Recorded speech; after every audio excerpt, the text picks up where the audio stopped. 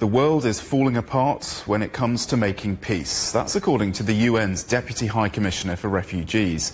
She says the number of people forced to flee their homes due to conflict or climate inequalities amounts to the size of Japan. Kelly T. Clements has been speaking with my colleague Juliette Mann.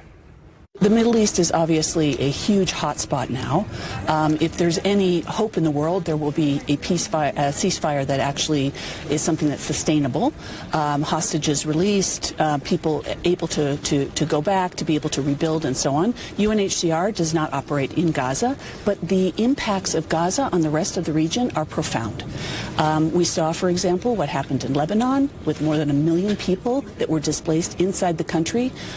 Syrian refugees that have found safety within Lebanon for the last dozen years being basically forced to go back to Syria prematurely because they were not able to stay in Lebanon. And then Lebanese displaced people. Now we've seen about 2/3 of those people go back now, that there has been a relative calm. But this means that there's rebuilding to be done. The southern part of the country has been massively destroyed. And there's huge damage and lots of rebuilding that needs to happen in Lebanon. With a new leadership, this becomes even more possible.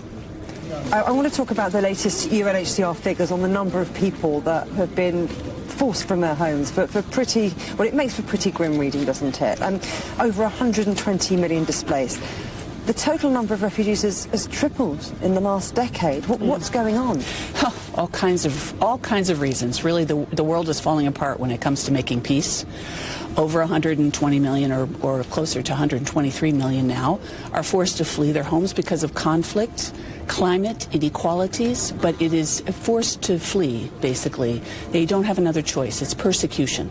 And what this means is it's basically the 12th year in a row where we've seen the increase of people on the move because of conflict and war in particular. It would be the 12th largest nation in the world, equal to Japan. And this means that it's at 1% of the world's population and not people that we can ignore. They're really caught in the middle of just devastating circumstances.